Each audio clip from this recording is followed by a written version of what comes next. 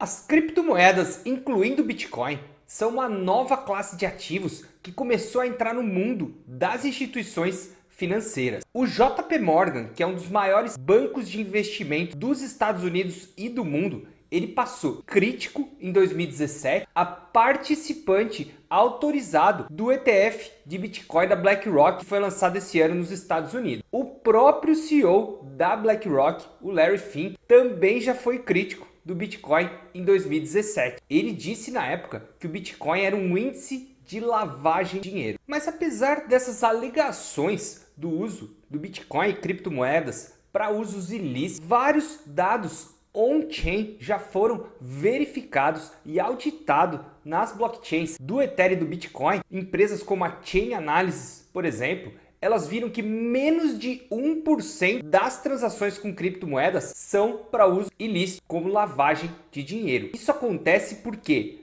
essas blockchains são públicas, elas são transparentes, imutáveis e facilmente auditáveis por qualquer um. Mas mesmo assim, mesmo ela sendo poderosa, transparente e auditável, muitas empresas terceiras fraudulentas se aproveitaram das narrativas das criptomoedas para aplicar golpes.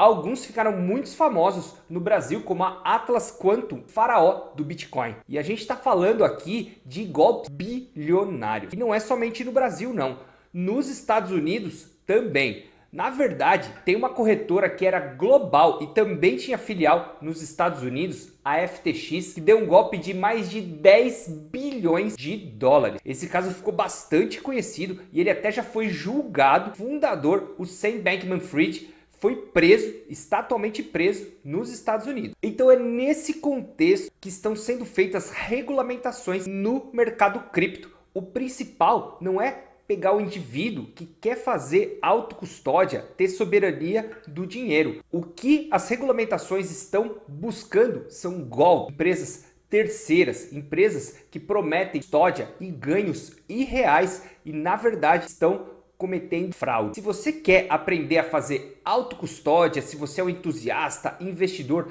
pessoal e quer saber como fazer você mesmo sem depender de ninguém, eu recomendo os vídeos da Escola Cripto, a qual eu sou sócio. Agora, se você é uma instituição financeira, trabalha ou está pensando em lançar uma startup, uma empresa de pagamentos, criptomoedas ou um fundo, corretora, alguma empresa que vai fazer custódia de criptomoeda, então você tem que estar atento às regulamentações do Brasil e do mundo, principalmente no Brasil. O órgão responsável pela regulamentação de criptomoedas no Brasil é o Banco Central. Foi determinado ainda em 2023 com o Marco Legal das Criptomoedas. Outros órgãos reguladores como a CVM também podem auxiliar o Banco Central nesse papel. Agora, com o marco legal das criptomoedas, as empresas que vão oferecer serviço no setor, elas vão precisar obter uma licença, uma autorização. Elas vão ser provedores de ativos virtuais. Na sigla em inglês é VASP. Na sigla em inglês é VASP. E agora o próximo passo é definir como obter essa licença. Essa é uma regulamentação que ainda está em andamento. Já foi feita a primeira consulta pública e vai ser aberta agora a segunda consulta. Já foi também definido em maio desse ano que vai ter regras sobre stablecoins, as moedas, os criptoativos que são pareados em moedas estáveis, como o dólar, para utilização em pagamento e mercado de câmbio. Também como criar as regras para as empresas que querem oferecer serviço nesse setor. Já nos Estados Unidos, somente esse ano que começou a andar essa questão mais regulatória, começaram a vir opcionais para o Bitcoin, Ethereum e as criptomoedas. Um passo importante foi a aprovação dos ETFs de Bitcoin à vista em janeiro desse ano. E agora em maio foram aprovados os ETFs de Ethereum nos Estados Unidos. Grandes empresas do setor como a BlackRock, Fidelity, Franklin Templeton estão oferecendo ETF de Bitcoin e Ethereum. Já no campo regulatório, houve uma certa incerteza por muito tempo nos Estados Unidos, mas agora o Congresso tomou a frente. Segundo Patrick McHenry, que é um congressista americano e também chairman do Comitê de Serviços Financeiros, disse que é obrigação e dever do Congresso ajudar a criar leis claras e transparentes para ajudar a desenvolver o mercado de criptomoedas nos Estados Unidos. Apesar de ter muitas críticas de alguns membros do governo americano, agora a tendência é que isso vai melhorar bastante. Até tem candidatos à presidência da República, como Donald Trump, que já estão aceitando Bitcoin na sua campanha e já estão com um discurso bastante pró-criptomoeda. E na Europa, nesse mês, a partir do dia 1º de julho, começou a regulamentação MiCA, que dá clareza para as stablecoins. Por muito tempo, houve muita incerteza sobre as stablecoins nos mercados globais e agora na Europa, a USDC da Circle, ela já conseguiu licença para operar conforme essa regulamentação europeia. Isso é muito positivo para o mercado, porque a Circle sempre foi conhecida por ser muito transparente, ter relatórios muito bem auditados nos Estados Unidos. Quais os impactos dessas regulações para o investimento institucional? Esse ano, muitas bolsas, muitos ativos estão atingindo novas máximas históricas. S&P 500 e Nasdaq nos Estados Unidos, Nikkei no Japão, DAX na Alemanha, entre outros. Commodities também, como ouro, estão fazendo alta histórica esse ano. Historicamente, Bitcoin e Ethereum, eles seguem esses ativos globais. Então, se nós estamos juntando esse momento bastante favorável para investimento, junto com clareza regulatória, pode trazer muita clareza para os investidores, institucional, muito investimento para esse setor. Algumas grandes instituições já estão fazendo previsões bastante otimistas ainda para esse ano para o Bitcoin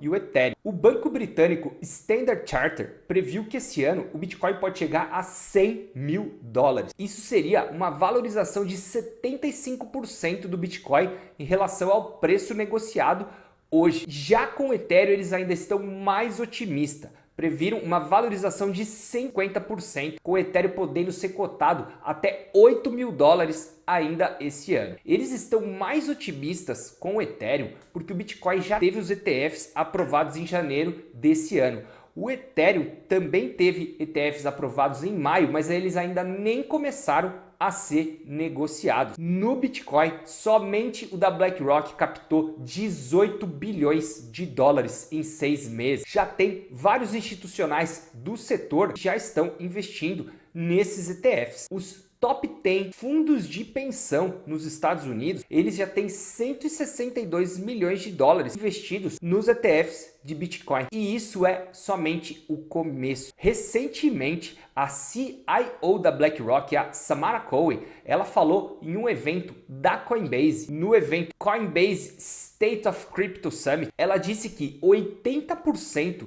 dos fluxos, quem está comprando os ETFs da BlackRock são, na verdade, investidores individuais autoguiados, basicamente o varejo, e apenas 20% institucional. Ela disse que isso é normal porque o mercado institucional ainda está fazendo a due diligence, eles estão sendo cautelosos, isso faz parte do trabalho dele. Então, ela espera que nos próximos meses, próximos anos, ainda vai aumentar muito o investimento institucional nos ETFs. A expectativa nos Estados Unidos é que grandes instituições como Morgan Stanley, Wells Fargo, UBS, agora que já devem estar terminando a due diligence, vão começar a oferecer mais proativamente essa classe de ativos para os clientes. E qual o papel do DREX, o real digital no Brasil? O DREX ele está na categoria das CBDCs, que é as moedas digitais do Banco Central. Porém, segundo o Fabrício Tota, comentou comigo em um podcast que gravamos com a Escola Cripto lá em 2023, ele disse que essa CBDC ela não vai estar muito focada no varejo. Ele disse que ela é uma CBDC de atacado, então não vai impactar diretamente para as pessoas usarem o real digital no dia a dia. Isso vai impactar mais instituições que vão oferecer serviço. Ou seja, na prática, o real digital não vai ser parecido com o Bitcoin ou o Pix, ele vai ser mais parecido com o Ethereum. Ethereum. Ele vai ser uma plataforma para serem criadas aplicações em si. O real digital, ele é uma blockchain privada, porém ele é baseado na máquina virtual do Ethereum. Isso significa que vai ser fácil para desenvolvedores de contratos inteligentes do Ethereum se adaptarem ao real digital. Segundo o Fabrício Tota, em um exemplo como poderia ser utilizado o real digital como plataforma para tokenizar um fundo imobiliário. Ele disse que seriam cortados vários intermediários, permitindo reduzir custos, ser mais eficiente e promover menor custo e mais acessibilidade para a população brasileira em geral. Portanto, estamos em um momento de muitas mudanças, um momento crítico para a regulação de criptomoedas no Brasil e no mundo e os seus impactos com os institucionais e as empresas que querem oferecer serviço para esse setor. Essa classe de ativos já não é mais promessa, é realidade. Tem quase 2 trilhões de dólares de capitalização de mercado. Isso é o dobro da B3, a Bolsa Brasileira. Esse é o momento em que as instituições têm que estar preparadas, acompanhando, treinando seus funcionários e contratando especialistas para conseguir acompanhar e aproveitar as oportunidades dessa revolução financeira e tecnológica.